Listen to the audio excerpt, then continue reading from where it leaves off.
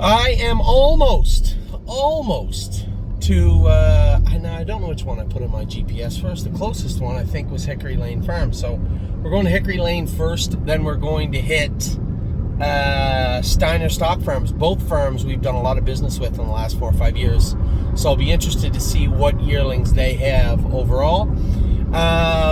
As I'm driving down the road and making a video with you and talking about going to see farms, we're also in play at the sales in Illinois. It turns out we have five horses we're looking at in Illinois today. One of them just went through the ring, so now 4.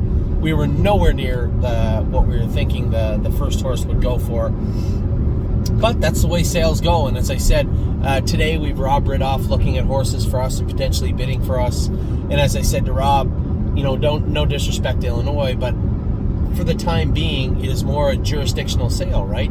It's not a sale where you could buy a horse out of that Illinois sale bred in Illinois and go race it in Ohio or Pennsylvania or New York, New Jersey, even Ontario, Ohio. Any of those places, when the horse is done racing or prepping it for the sale, you could, but the idea that you will would be false. I mean, the mares are a little light. Stallions are let's just say unrecognized. Let's just say that. So, and that's no disrespect to Illinois. They're just in a rebuilding phase right now. It sounds like they have some money heading their way in the future, but for right now, you can't demand open market prices for a regional sale. It's just not going to happen, and we're not going to buy them. So, although we are in play today with 4 more horses that we're looking at, and a number more, I believe 12 or 13 on Monday at the Illini sale, we are not going to be stretching into open market prices for regional sale horses. That's just the way it is.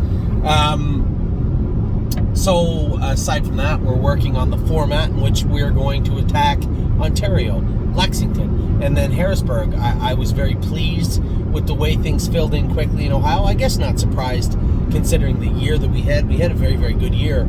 So I'm not surprised in that regard, but I was in the sense of how quickly it filled up.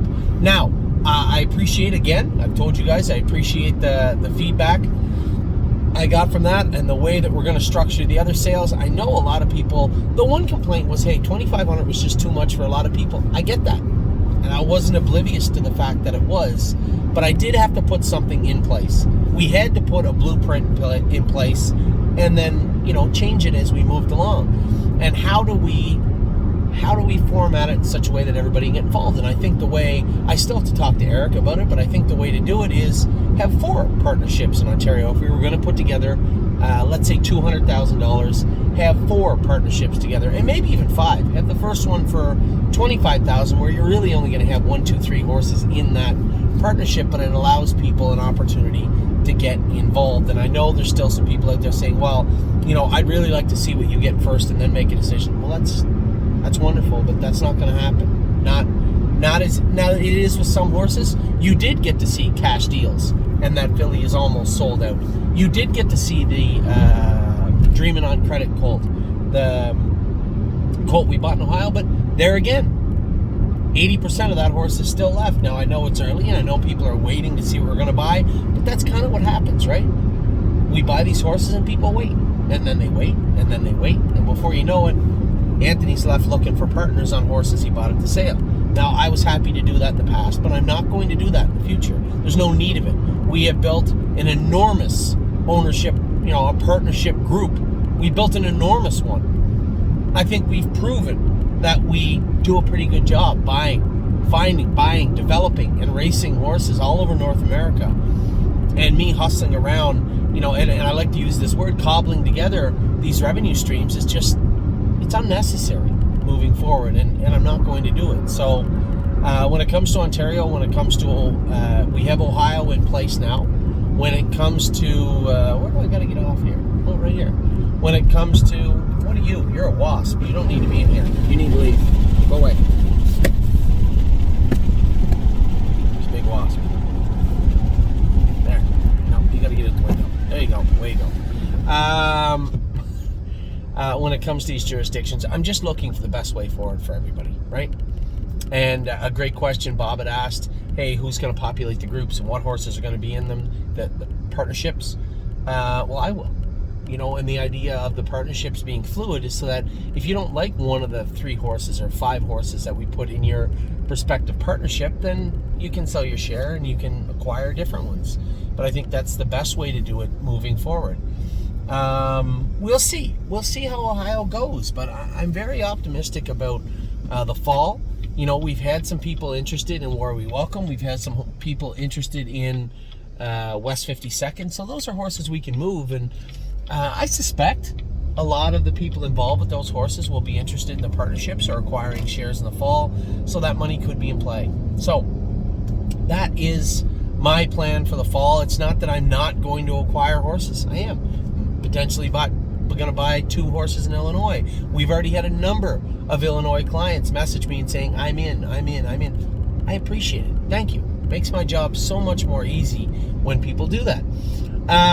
So it's all about formatting, right? Formatting the procedures, the way that we move forward for Lexington, which is going to be a big one. You guys know that. Lexington, Ontario sales. We have 2 in Ontario, plus OnGate has some Ontario yearlings. We are looking to get a bunch of Ontario yearlings in, so that's 2 for sure, public sales in Ontario. And then obviously that all leads to Harrisburg, right? So I like what I see so far. I like the way people are reaching out, and 1, giving me feedback, or 2, becoming partners in these partnerships we're putting together. So I appreciate that. Thank you very much. Obviously, I'm super happy the way that everything has turned out this summer. I mean, not only did we have the best summer ever so far, but to have it follow right on top of such a horrible start to the year, having to move my family and move horses over to Ohio, and really not knowing how the year was going to look. Just everything laying on top of me and the stable all spring. To have the summer we did has just been so uplifting, and very, very lucky, and feel very humbled by the entire experience of 2021. That's for sure. We started out, very, very worried about what was going to happen, and here we are we're into September now, and to have everything unfold the way it did was well beyond best case scenario. I'm just very, very happy with the entire situation. So Ty went on, raced great, finished 3rd in her division of the final, the $253,000 Pennsylvania Sires final. She finished 3rd and raced great. Just got beat for 2nd at the wire and looked very, very good in doing it. Grace was off her game for the middle part of the summer. I went back to Ontario last week. We made some shoeing changes, equipment changes. I think you're going to see a much better and much improved Grace. I just watched Resolute Bay win the Prospect Series. Now, unfortunately, Johnny McKinnon is going to be leaving us, but I'm very happy with the way he's navigated these horses all summer long. I mean, here's a horse we could have put him in the grassroots at Mohawk and probably would have got beat up. Instead, had the foresight, Johnny had the foresight to say, hey, let's race this horse in the Prospect Series in Hanover, a track that he's going to do well on, a field he should do better in, and he was a winner and raced good. Travis Henry was the driver of him, and he raced very, very well. And then, obviously, everybody, I was inundated with emails and messages on Wednesday about what went on in 3 Point Blue Chip's race. You all have seen it by now. You can see what happened. He got headbutted by the driver in front of him in the race, which I thought was, at best, a lapse in judgment from a guy who's done amazing things on the track his entire life, and at worst, a cheap shot. And I don't think he did it personally to James or to 3 Point Blue Chip or to our group, but nevertheless, it was upsetting to see it happen, and it happens. So whatever. 3 Point Blue Chip made a break. He'll be Indigo Thursday. His class did not go on Tuesday again. He'll be Indigo Thursday, and I know Amy called me today. Very excited. She said, I can't believe how good this horse feels right now and how good he trained. So I'm really excited. From the feedback I got from James, and then obviously hearing about how he trained today. Obviously today was a fantastic day. If you've been watching my videos, you'll see that Jazzy Judy just wowed the hell out of me today. Bomb Hugger was incredibly good, and then to hear my wife call me and say how impressed she was with 3 Point Blue Chip and how good he trained was just the makings of a great day. A great day. First Glance was a winner last night. Now, I know a lot of people message me, Anthony, I know you're talking about getting rid of First Glance. We can't get rid of First Glance. We can't possibly part with First Glance. We will be departing. He will be departing at some point. You guys, you love him to go out there and race so good. You're not going to love it when he doesn't have a class to race in. And that will happen at some point in the fall, where he'll have to enter the claiming. Somebody said, well, can you not race him like a condition claimer? He's worth more than what he's going to have to go in for in the condition claimer. A gray horse that can pace in 53 on a half-mile track, sound as $1, worth pretty good money. There's nowhere to race him. He can't do it Mohawk. He will get destroyed in the non-winners of 50 or 60 or 70,000. He will get inhaled in that class. And I know nobody wants to believe that, or maybe they don't like when I say that, Anthony, you're wrong. I'm not wrong. Not when it comes to this horse. He's a nice horse, but to expect him to do what you are going to need him to do to retain him to race in Ontario. And somebody said, well, what about Ohio? Even worse. Even worse. To race that horse at Northfield Parking. And again, this is a 3-year-old that is going to have to race against aged horses. I'm very protective of globetrotting. Yes, all those horses we were protective of at 4 because it's a Shark Tank. To expect the 3-year-olds to jump up and race against 4-year-olds, it's not an easy task. And it's not that First Glance wouldn't try and do it. I guarantee you he would try and do it. Nothing against the horse. I love the horse. He's a nice horse and loves doing his work.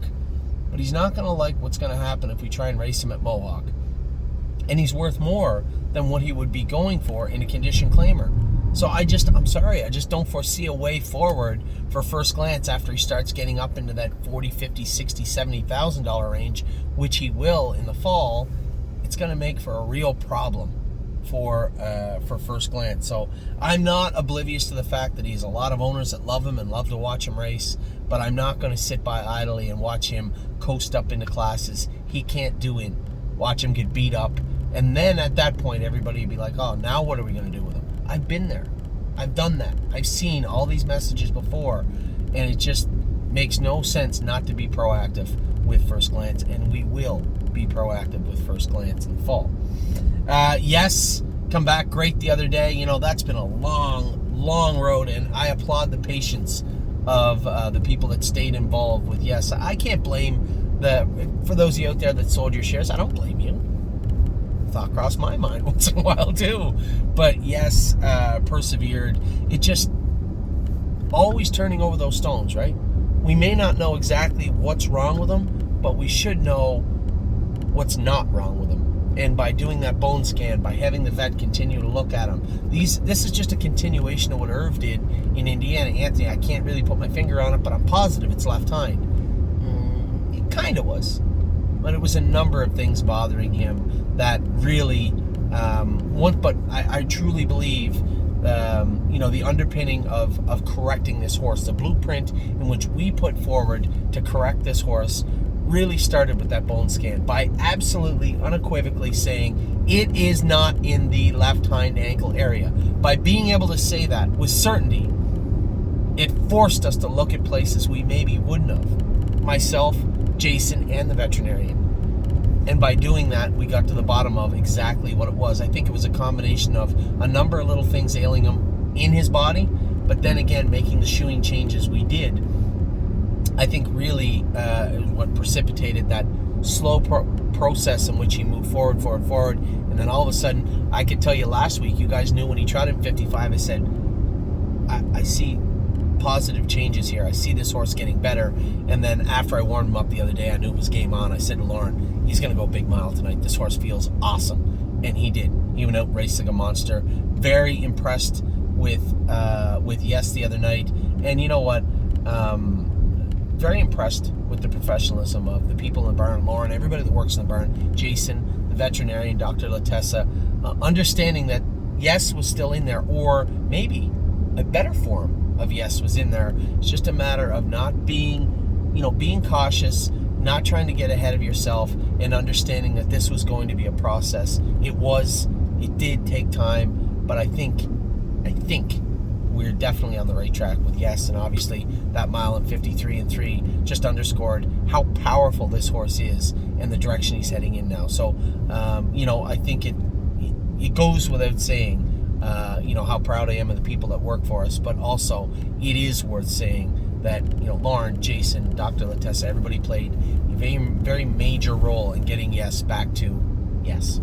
Jazzy Judy, again, if you had to watch my other videos today, I was just so impressed with what she did today. I didn't see it. Listen, once in a while the horses surprise me in a way that is unexplainable, right? It's hard for me to quantify what I just saw. For a filly that wore her hobbles so tight that it baffled Jimmy last year and myself to see how tight her hobbles had to be for her to function. And even this year, put them on tight, qualified her. I was really happy with her. For her to go out and train with no trotting hobbles on at all today, go a mile 2 seconds faster than she's ever gone in her entire life, anywhere, ever. To do it virtually by herself, as I said, without hobbles on, and coming in short, just getting her AST, her muscle count down to where she could be able to train, and to go out and see her put on the show she put on today was unlikely. It was, as I said, very unlikely that would happen. If you had told me last week that this is how we're going to train Jazzy Judy, this is what we're going to do, these are the equipment changes we're going to make, and this is going to be the final product, I wouldn't have agreed. I wouldn't have bought into that scenario. For Jazzy Judy to go out and train by herself in 58 flat, off a half and 1-1 at Northfield Park, off 6 weeks, without trotting hobbles on, I can't explain enough how unlikely this was. This is a filly that's never gone a mile faster than 25 without trotting hobbles, never been able to go a mile faster than 25. For everything to mesh together with this filly in such a way that she could confidently go out, just take the hobbles right off, go out and train at 58, it was, to me, would have been an impossible outcome to today's training. So I don't know what to say. I just, this filly continues to impress me, how tenacious and tough she is. And it was just like she'd never had the hobbles on in her life. She's like, oh, well, it's just me. I've never seen a horse do that before. Globetrotting trained down all year, last year, without hobbles. Then we had to put them on her. She trained down all year, this year, without trotting hobbles on. And then we put them on her. Horses just don't do that. So Jazzy Judy, I was super pumped with. And then Bomb Hugger went out and absolutely trained like a monster today. I'm going to have to get back to you. We're in the middle of a sale, and this is Rob calling me right now. I'm going to finish off my opening in just a moment.